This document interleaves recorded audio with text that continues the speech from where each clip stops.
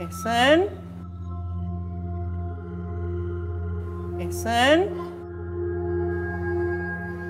दादू, एहसन, मेरे पास आओ एहसन। दादू कहाँ है आप?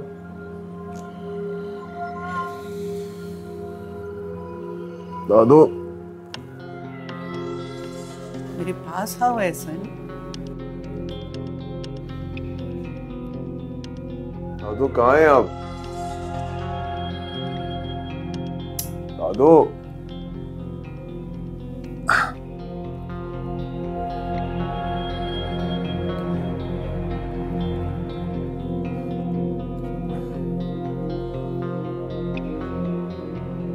दादू,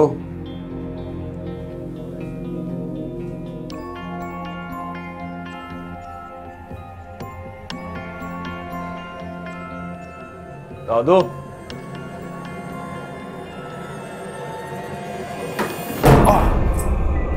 दादू,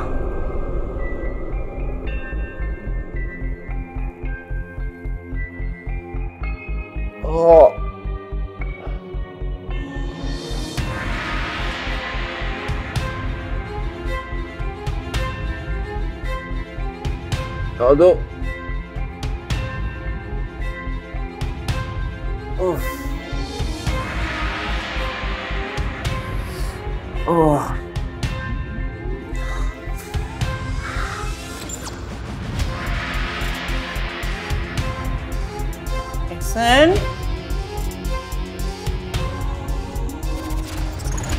एहसन,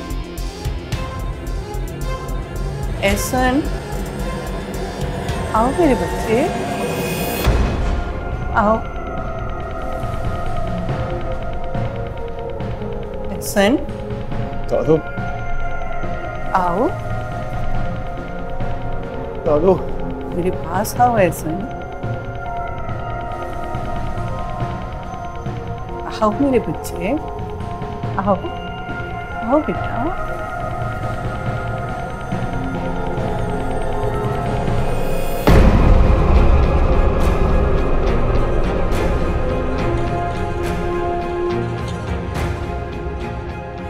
दादू,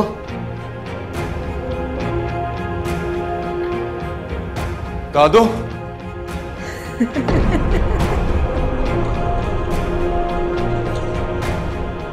कौन है?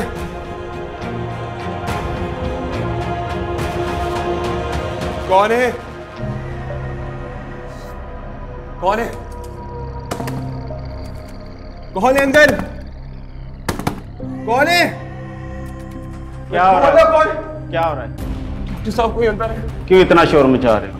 नहीं, मुझे अंदर से आवाजें आ रही हैं। कोई नहीं अंदर, कोई नहीं अंदर। अरे मैंने खुद आवाजें सुनी। मैं भाई कह रहा हूँ ना, कोई नहीं अंदर। मेरी दादू अंदर बंद हुई है। नर्स इनको ले जाओ, इनको साइकियाट्रिस्ट। अरे आप मेरी बात का यकीन क्यों नहीं कर रहे? डॉक्टर साहब अंदर है, अंदर है वो, मैंने खुद देखा है। आप दादू,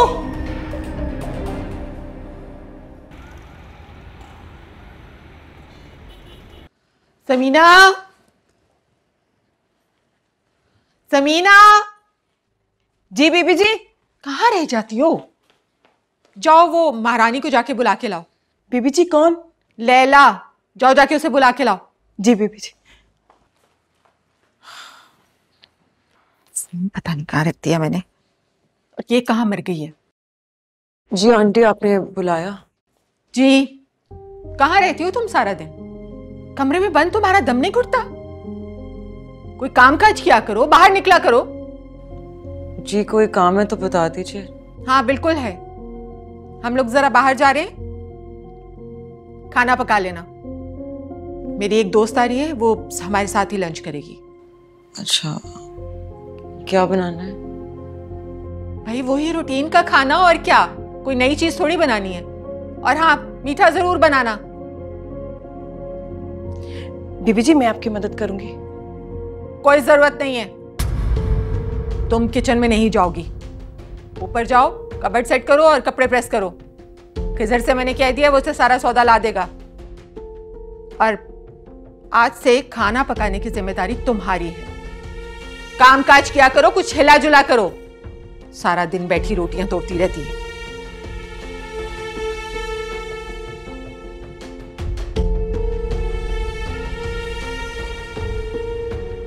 समीना, आप मुझे बता देंगे कि सब कुछ कहाँ रखा हुआ है? मैं नहीं जानती। जी बीबी जी, आइए।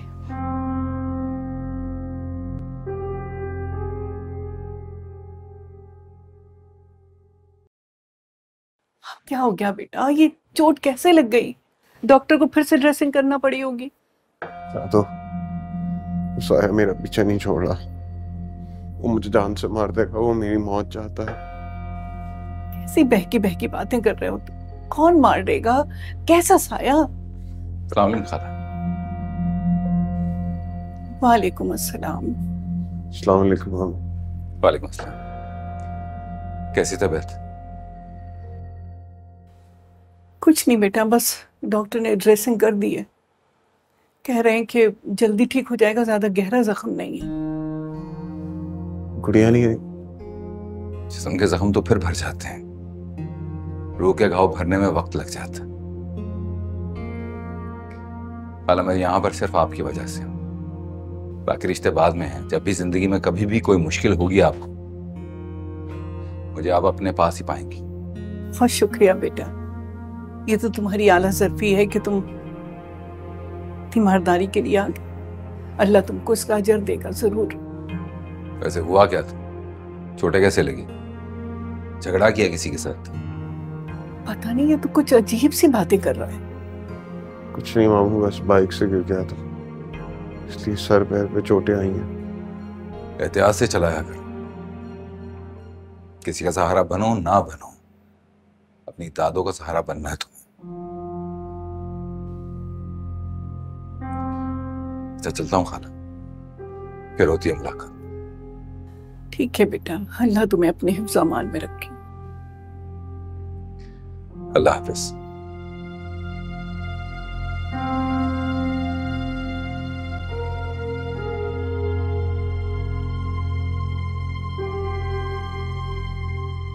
गुड़िया को इस केस से दूर रखें।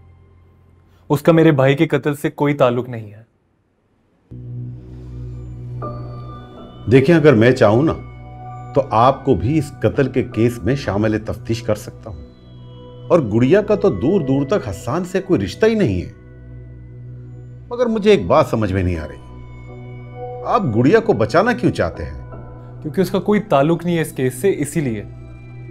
ये तो आप कह रहे हैं ना, हमारी तो मजबूरी है आरिफ साहब।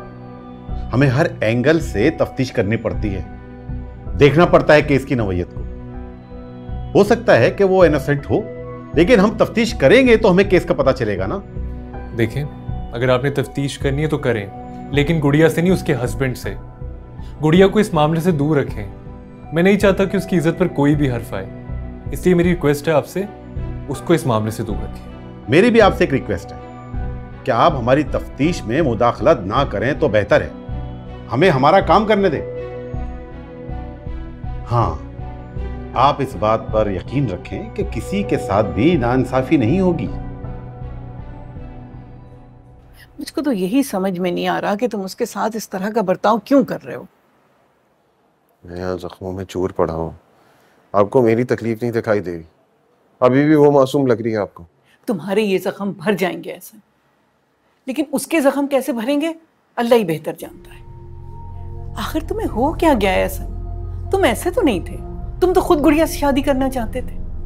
तुम्हारी ख्वाहिश पर ही तो मैं राशिद के पास गई थी ना, तुम्हारी और गुड़िया की बात करने। फिर अब क्यों ऐसा कर रहे हो तुम उसके साथ? हालांकि तुम अच्छी तरह जानते हो कि राशिद ने हर अच्छे बुरे में हमारा साथ दिया है। इतना सब कुछ हो जाने के बावजूद भी तुम देखो, वो तुम्हें अस्पताल देखने आया। पता नहीं तुमने महसूस किया या नहीं किया, लेकिन मुझको उसके लहजे में तलखी साफ नजर आई है। मुझे लगता है वो तुमसे नाराज है। मैंने कौन सा जान से मार दिया था उनकी बच्ची को? हाँ, मियाँ बीवी में छोटी मोटी लड़ाई तो होती रहती है ना, और मैंने नहीं भेजा था उसे, खुद गई थी वो। एहसन बेटा, माँ बाप अपनी बेटियों के बारे में बहुत एहसास होते हैं। वो अपनी बेटियों के बारे में जरा भी तकलीफ बर्दाश्त नहीं कर सकते। तुम्हारा उसके साथ रवैया देखने के बाद वो कैसे अपनी बेटी को छोड़ जाते तुम्हारे पास? वो लावारिस नहीं है और ना ही लाचार, जो वो तुम्हारे जुल्म सहने के लिए तुम्हारे पास छोड़ जाता। मगर मैं जानती हूँ कि गलती तुम्हारी है। मेरी गलती? हमेशा मेरी गलती होती है? बेटा मैं ऐसा नहीं कह रही हूँ, लेकिन सच बात तो यही है कि तुम्हारा उसके साथ रवैया बिल्कुल ठीक नहीं था। तुम्हें अपने रवैये पर गौर करना चाहिए। ऐसा हाँ, सब मुझे ही करना चाहिए, उसे तो कुछ नहीं करना चाहिए। मैं यहाँ जख्मी पड़ा हूँ, ये बात तो पता चली होगी ना उसे। फिर भी झूठे मुंह अस्पताल नहीं आई मुझे देखने के लिए। अरे अस्पताल तो छोड़े, कम से कम एक फ़ोन तो कर सकती थी। उसे मेरी परवाह ही नहीं है दादो। यही सोचकर तो मैं परेशान हो रही हूँ कि कहीं खुदा न खास्ता उसने तुमसे रिश्ता ख़त्म करने का फैसला तो नहीं कर लिया। बेटा अभी भी वक्त है, अगर उसने तुम्हें फ़ोन नहीं किया तो तुम ही उसे कर लो। ये जो अना है ना, रिश्तों को खा जाती है। तो मुझे बहुत पेन हो रहा है इस वक्त, मुझसे बात नहीं हो रही। प्लीज जाके डॉक्टर को बुलाएं, वो मुझे इंजेक्शन देगा। मुझसे बर्दाश्त नहीं हो रहा है, प्लीज। ठीक है, जाती हूँ मैं।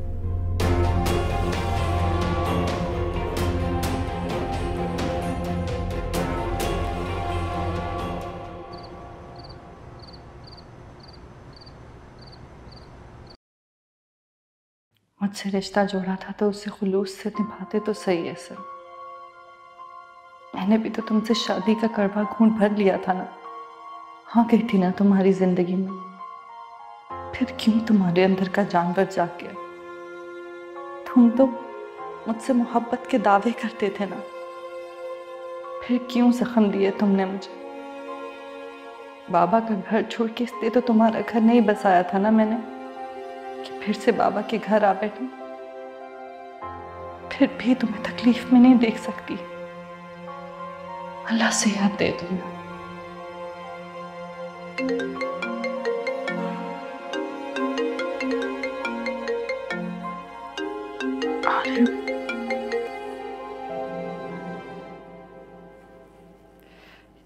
कैसे हैं आप आरिफ?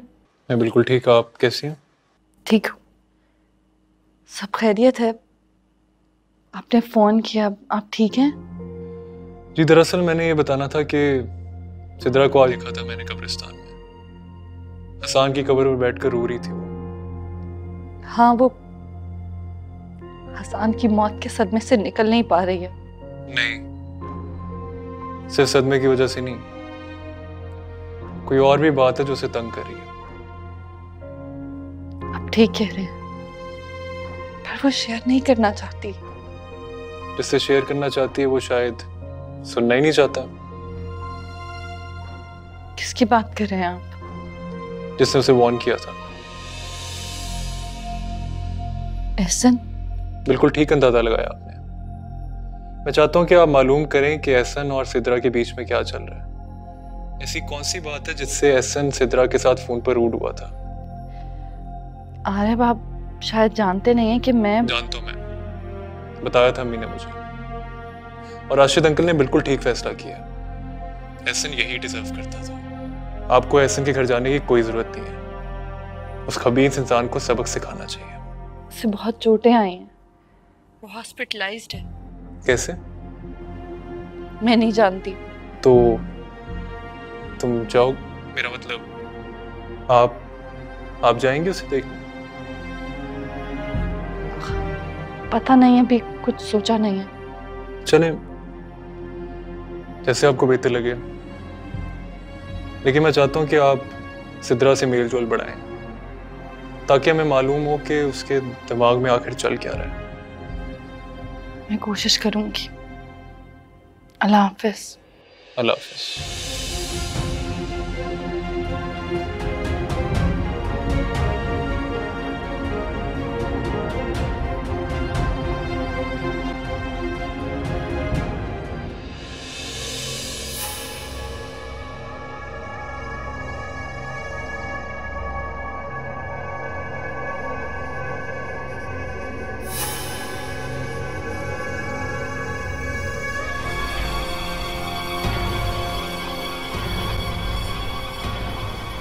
छोड़ आए उसे वापस? जी। ये वो आमिल था ही नहीं, वरना इसे यहाँ कदम रखते ही पता चल जाता कि मैं कौन हूँ। तो फिर आप क्या करें? आप फिरोज को कैसे अपने बस में करेंगी? आप यही तो मैं भी सोच रही हूं,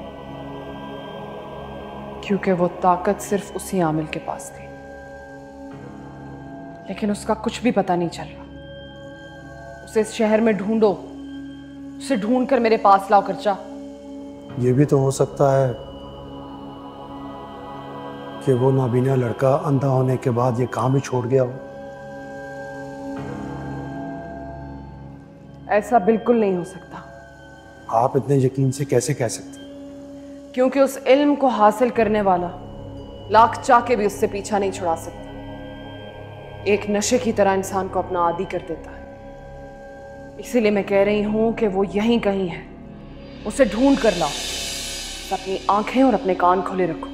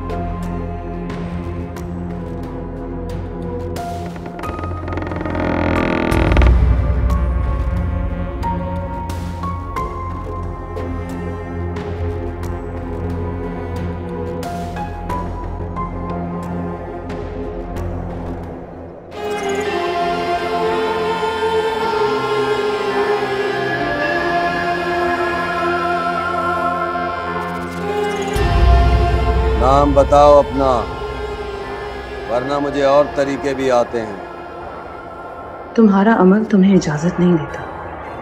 मेरा असल रूप देखोगे तो डर जाओगे। भूल है तुम्हारी, तुम किसी का कुछ नहीं बिगाड़ सकोगी सालिया।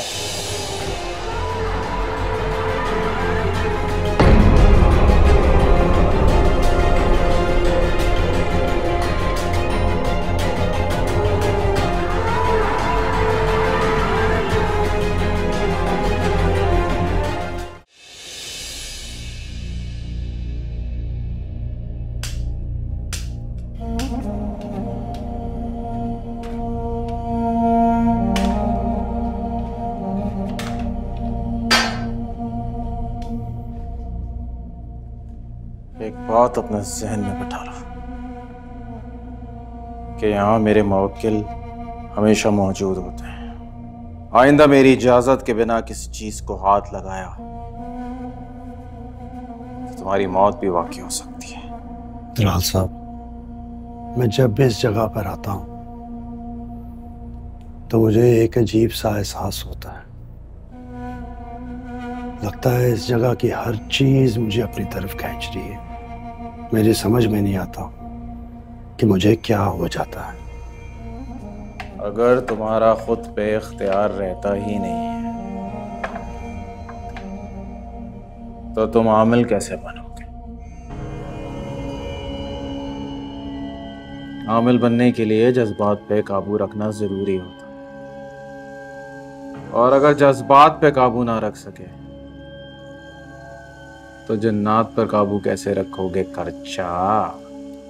इसकी फिक्र मत करें आप। एक बार किसी जिन को मेरे कब्जे में आने दें, फिर देखे मैं क्या करता हूं। मैंने तुमसे कहा था ना कि जब मैं तुम्हें बुलाऊं तब आना, फिर क्यों आए?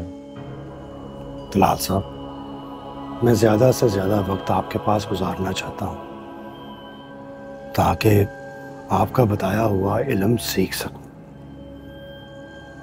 मेहरबानी फरमाकर मुझे अपने पास रख ले। नहीं,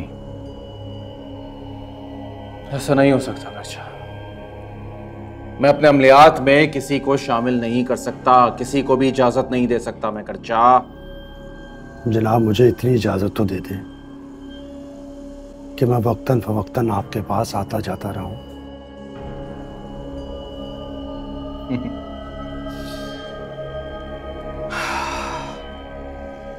ठीक है, अभी फिलहाल तुम यहाँ से जाओ, मुझे कुछ बहुत ज़रूरी अमल करने हैं।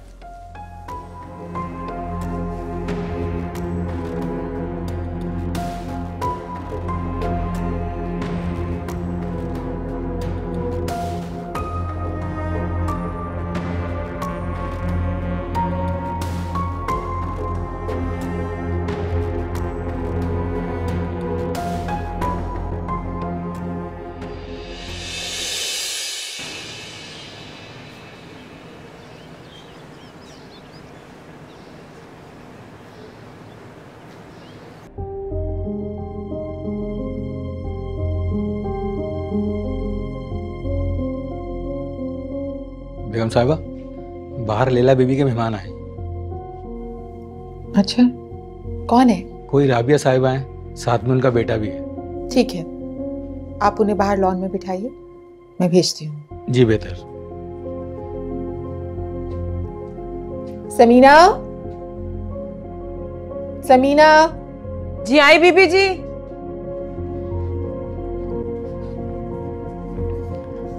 समीना, जाओ जाके लैला से कहो उसके कोई मेहमान आए। जी बीबी। और सुनो, अगर मेरा पूछे तो मत बताना, कह देना कहीं बाहर गई है। जी बेहतर।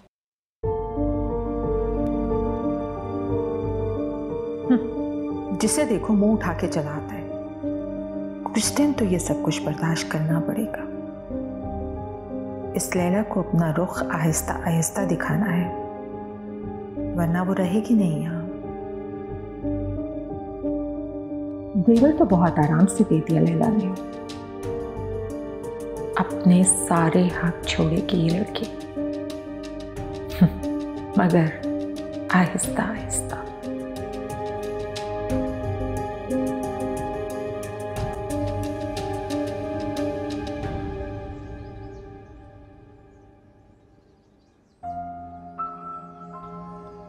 दिल बहुत बेचैन हो रहा था, शदीद याद आ रही थी तुम्हारी, इसलिए चली आई। आंटी, आपने बहुत अच्छा किया जो आप मिलने आ गई। आपका जब दिल चाहे आप आ जाया करना मुझसे मिलने। बहुत अच्छी हो तुम, जीती रहो। तुम ठीक तो हो ना? यहाँ तुम्हें किसी किस्म की कोई परेशानी तो नहीं है? जब बुरा वक्त दरवाजे पर दस्तक देता है, किसी भी मुश्किल में दाखिल हो सकता है, कोई इसे रोक नहीं सकता। इसलिए जो कुछ मेरे साथ हुआ, मैंने उसे अपना नसीब समझ के समझौता कर लिया। भूल जाओ, जो कुछ हुआ उसे भूल जाओ। अल्लाह ताला ने तुम्हें एक नई जिंदगी दी है, तुम्हें इस जिंदगी का हक अदा करना होगा और इससे वाबस्ता लोगों का भी।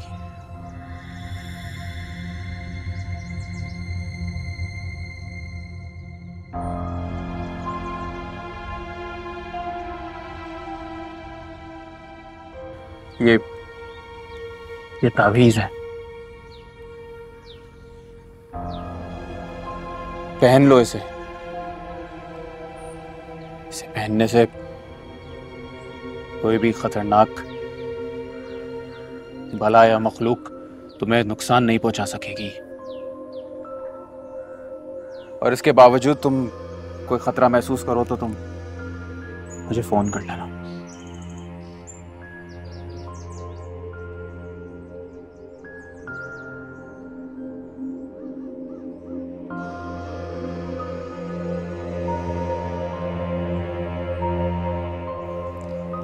आंटी, फिलहाल आप लोग चाय तो पी लो।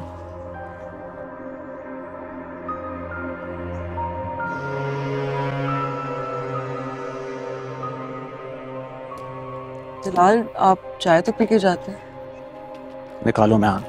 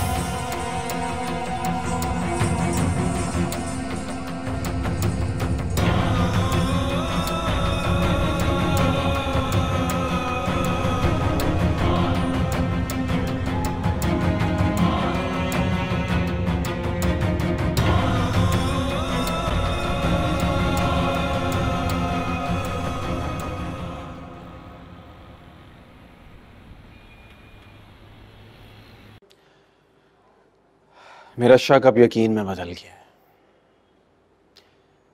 पिंकी के ससुराल में मैंने किसी गैबी ताकत को जो महसूस किया है, मुझे लगता है कि फिरोज किसी और रूप में वहां मौजूद है।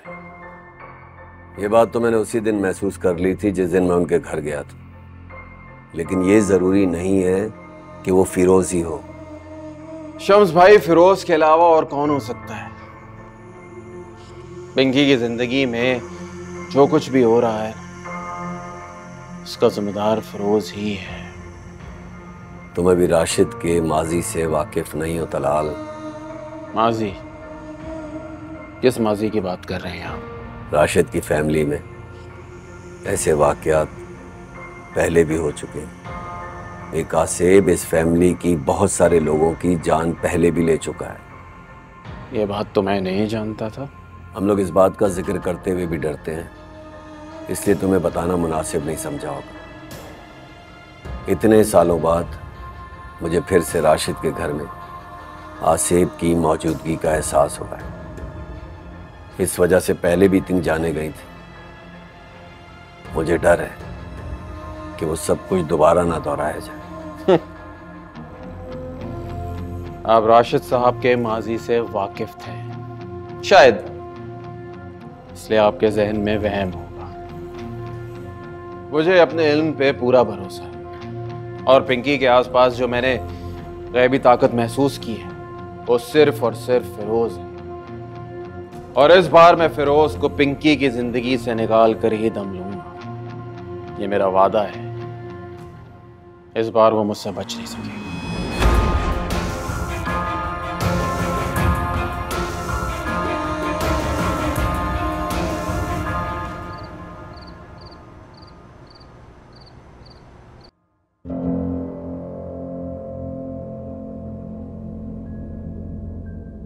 मैंने आपको बताया था कि एहसन और सिद्रा दोनों सस्पिशियस हैं। मैंने उन पर नजर रखी हुई है, लेकिन मुझे इस मामले में आपकी मदद जरूर चाहिए होगी। गुड़िया, मैं बेवफा नहीं। अरे बेटा, मैं तो खुद धोखा खा गई कि एहसन ठीक हो गया है। पागल बना फिरता था वो गुड़िया के लिए, बहुत चाहता था उसे।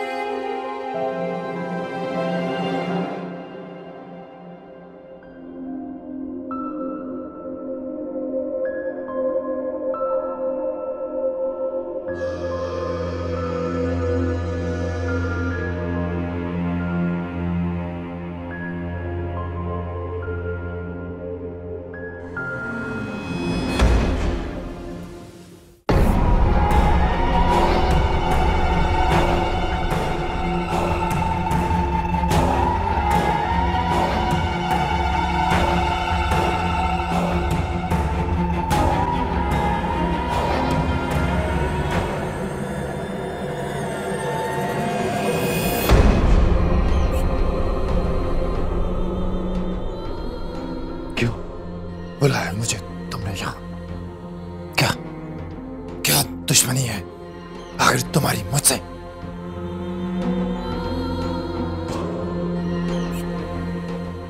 तुम नहीं जानते कि क्या दुश्मनी है मेरी तुमसे। तुम चाहते थे ना कि लैला से दूर हो जाऊं, हो तो क्या मैं उसके पास जाता हूं ना, उसे परेशान करता हूं, तो फिर तुम बार बार परेशान करने की जरूरत क्यों कर रहे हो? शाहनवाज को तुम नहीं मारा है, लैला की खुशियों के कातिल भी तुम ही हो। आज जिसकी आंखों में आंसू है उसके जिम्मेदार भी तुम ही हो। मैं वजह जानना चाहता हूं कि क्यों फिरोज, क्यों? मैंने लैला से उसकी खुशियां नहीं छीनी, बल्कि उसे उन दुखों से बचाया है जो शाहनवाज उसे देने वाला था। क्या मतलब है तुम्हारा? आखिर कहना क्या चाहते हो तुम? ये क्यों नहीं कहते कि तुम अब भी उससे मोहब्बत करते हो और किसी दूसरे के साथ उसे देख नहीं सकते? इसीलिए तुमने उससे उसकी शादी वाली रात उसका शौहर छीन लिया, कत्ल कर दिया शाहनवाज का। और जानते हो तुम्हारी इस हरकत की वजह से उसकी जिंदगी कितनी अजाब हो गई है, कैसी कैसी बातें सुननी पड़ती हैं उसे ससुराल में। उसकी जिंदगी अजाब हो गई है फिरोज, तुम्हारी वजह से, तुम्हारी वजह से। तुम्हें इससे क्या फर्क पड़ता है? क्या फर्क पड़ता है तुम्हें? तुम तो सिर्फ अपनी मावराई ताकत से उसको नुकसान पहुंचा सकते हो और कुछ नहीं। लैला मेरी मोहब्बत है, क्या उसे तकलीफ होगी तो मुझे तकलीफ ना होगी। उसकी तकलीफ मैं समझता हूं, महसूस करता हूं। अगर तुम उसकी तकलीफ समझते तो कभी ऐसा ना करते फिरोज। वो अच्छा इंसान नहीं था, लैला को नसीहत देना चाहता था। अगर लैला उसके साथ रहती तो खुश ना रह पाती। तुम्हें किसने हक दिया एक इंसान की जान लेने का? किसने हक दिया? और इस बात का फैसला करने वाले तुम कौन होते? लैला ने अपनी मर्जी से उसे चुना। लैला उसकी हकीकत नहीं जानती थी। अगर वो उसकी हकीकत जानती तो कभी भी उससे शादी ना करती। अगर इस बात में हकीकत नहीं है तो तुम्हें इस बात का कोई हक नहीं कि तुम एक इंसान की जान ले सको। क्यों? अगर इंसान किसी को दुख और तकलीफ पहुंचा सकता है तो मुझे भी पूरा हक हासिल है किसी भी इंसान को उसको जुर्म की सजा देने का। फिर भी तुम्हें हक नहीं। इंसानों की दुनिया में ऐसे फैसले नहीं होते, इंसान ऐसे फैसले नहीं लेते। मैं चाहूं तो इस वक्त अभी तुम्हें वापस भेज सकता हूं तुम्हारी दुनिया में, लेकिन मैं ऐसा नहीं करूंगा। मैं तुम्हें आखिरी मौका दे रहा हूं। खुद इस दुनिया से चले जाओ, अपनी दुनिया में चले जाओ, लैला की दुनिया से इसी वक्त।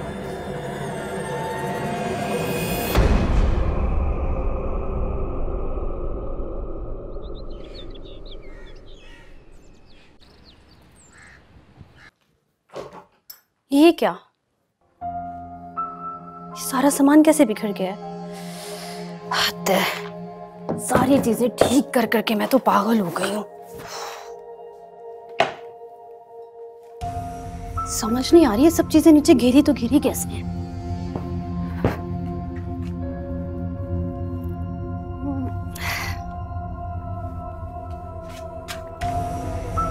क्या करती रहती हूँ? अगर तुम्हारी माँ जिंदा होती तो इस कमरे की हालत कभी ऐसी ना होती।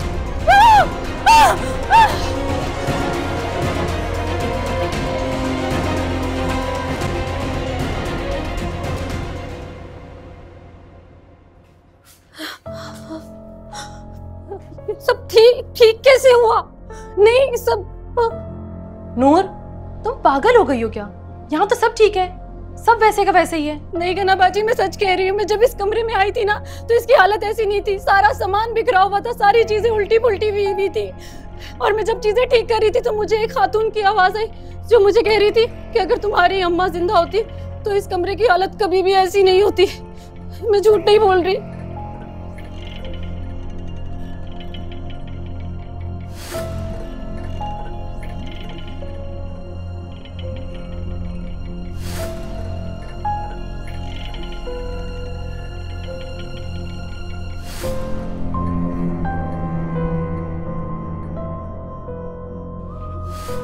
अच्छा तुम आओ मेरे साथ, आओ मेरे साथ आओ। तुम क्या हो रहा है बाजी? तुम चलो चलो मेरे साथ चलो।